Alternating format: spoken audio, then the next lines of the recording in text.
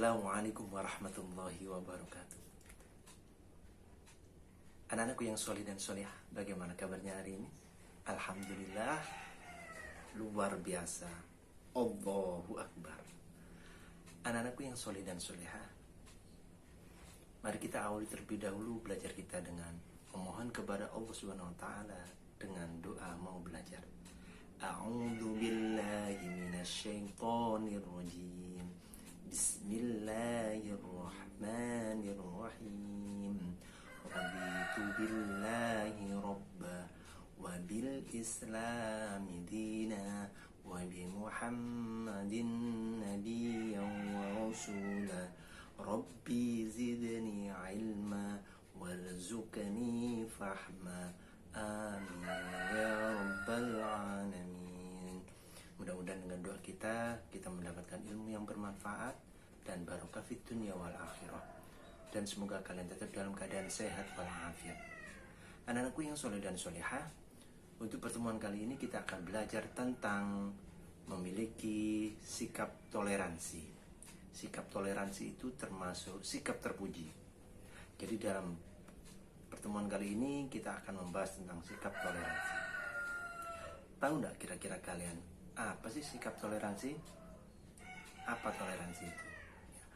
Toleransi adalah sikap tenggang rasa atau menghargai pendirian dan pandangan orang lain yang berbeda dengan pendirian sendiri. Itulah pengertian dari toleransi. Perilaku toleransi haruslah kita miliki dan perlu kita kembangkan dalam kehidupan sehari-hari kita. Manusia merupakan makhluk sosial, makhluk yang saling membutuhkan dengan yang lainnya, karena kita tidak bisa hidup dengan sendiri. Ketika manusia hidup berkelompok, pasti akan ada perbedaan. Pasti akan ada perbedaan, baik pendapat atau pandangan atau kepercayaan atau kebiasaan ataupun kelakuan. Pasti ada perbedaan. Disitulah pentingnya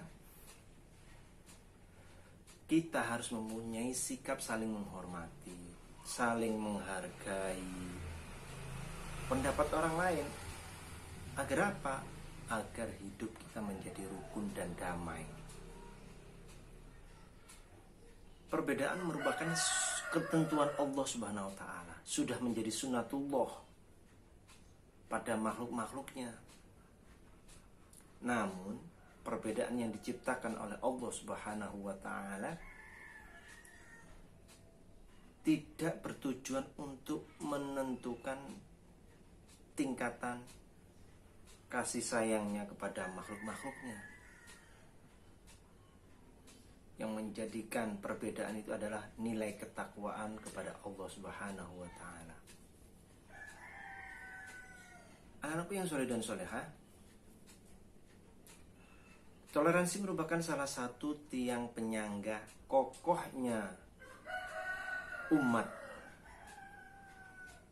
Maka Islam diturunkan oleh Allah Subhanahu wa taala ke muka bumi ini adalah sebagai rahmatan lil alamin bagi umat Islam dan umat-umat yang lainnya.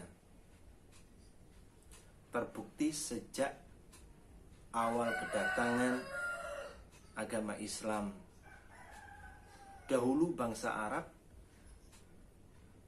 merupakan bangsa yang senang sekali bertikai, baik antar suku maupun kelompok-kelompok maupun kabilah. Itu sudah terjadi sejak sebelum zamannya Rasulullah Muhammad SAW datang. Toleransi dimulai dari antar pribadi manusia tanpa harus membedakan suku, agama, ras, golongan. Jika antar individu itu sudah mempunyai perilaku toleransi, maka dengan sendirinya akan terbentuk perilaku toleransi yang lebih luas. Allah Subhanahu wa taala berfirman di dalam surat Al-Hujurat, surat yang ke-49 ayat 13. A'udzu billahi minasyaitonir rajim.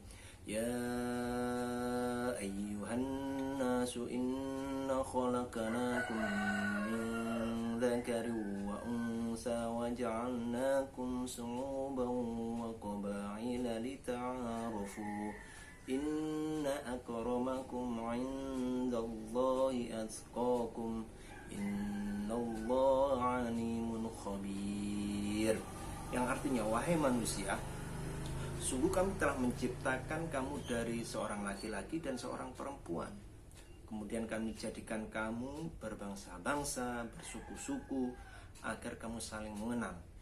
Sesungguhnya yang paling mulia di antara kamu adalah di sisi Allah adalah orang-orang yang bertakwa. Sungguh Allah Maha mengetahui lagi Maha teliti. Anak-anakku yang soleh dan solehah, Allah sudah menjelaskan di dalam surat Al-Hujurat ayat ke-13 ini bahwasanya orang yang paling mulia di sisi Allah adalah orang yang paling bertakwa. Oleh karena itu, kita akan pertajam di dalam pembahasan tentang toleransi. Toleransi ada 3 macam, yaitu toleransi antar sesama muslim, yang kedua toleransi antar umat beragama, yang ketiga toleransi antar suku bangsa. Anak-anakku yang soleh dan solehah, yang pertama, toleransi antar sesama muslim. Toleransi antar sesama muslim itu artinya adanya rasa kasih sayang dan saling menghormati terhadap sesama muslim. Toleransi sesama muslim itu merupakan keharusan, karena di samping sebagai tuntutan sosial, juga merupakan wujud persaudaraan yang terikat oleh tali akidah yang sama. Apakah dalam agama Islam juga ada perbedaan? Banyak perbedaan-perbedaan. Contoh, kita pasti akan menemukan perbedaan itu. Ada dalam sholat subuh yang menggunakan kunut, ada yang tidak. Maka di dalam itu kita harus bijak.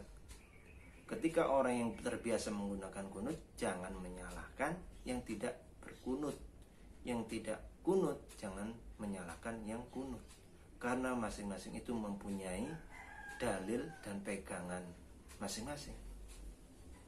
Kita harus menjaga seperti itu. Ketika itu kita jaga, maka antar sesama muslim itu akan damai, aman.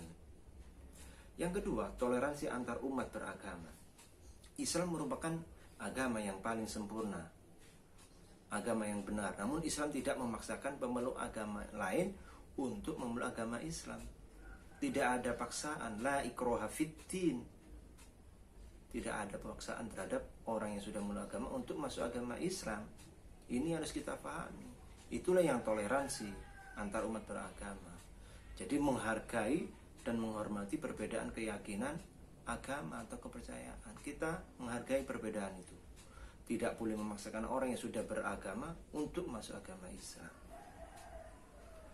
Bagi seorang muslim, adanya toleransi antar umat beragama itu bukan berarti boleh mengikuti ritual ibadah. Jadi toleransi antar umat beragama bukan berarti kita mengikuti cara ibadahnya umat yang lainnya, apalagi membenarkan ajarannya.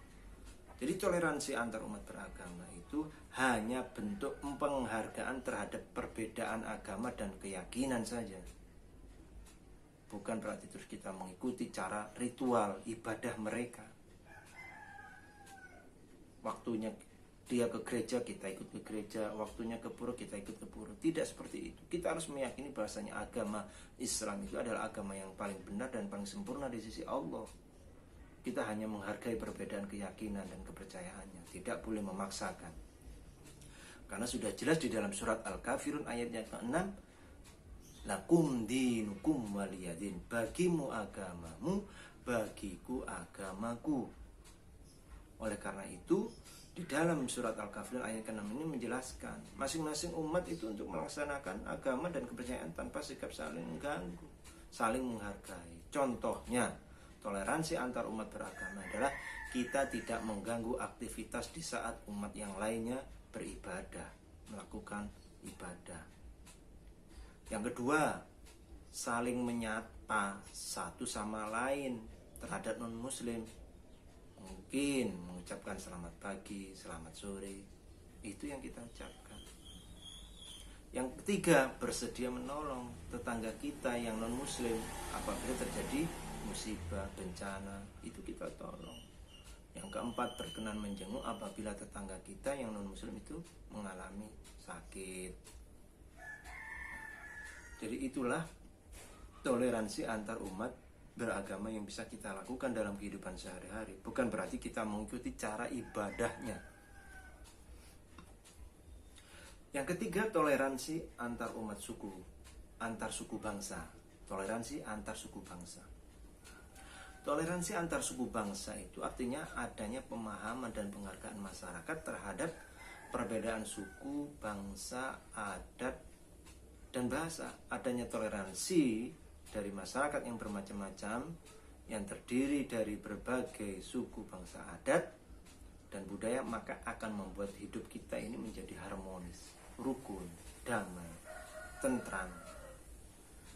Perilaku toleransi merupakan perilaku yang terpuji, yang banyak sekali hikmahnya, baik toleransi antar sesama muslim, antar umat beragama, antar suku bangsa, banyak manfaatnya, banyak hikmahnya. Satu, hikmahnya adalah dapat memperkuat persatuan dan kesatuan bangsa. Yang kedua, menciptakan keharmonisan dalam kehidupan sehari-hari. Yang ketiga, menciptakan kerukunan dan terhindar dari pertikaian perpecahan. Yang keempat, menghilangkan fitnah, kebencian, dendam, dan permusuhan. Yang kelima, menciptakan rasa tentram, rukun, aman, damai, dan menciptakan saling menghormati.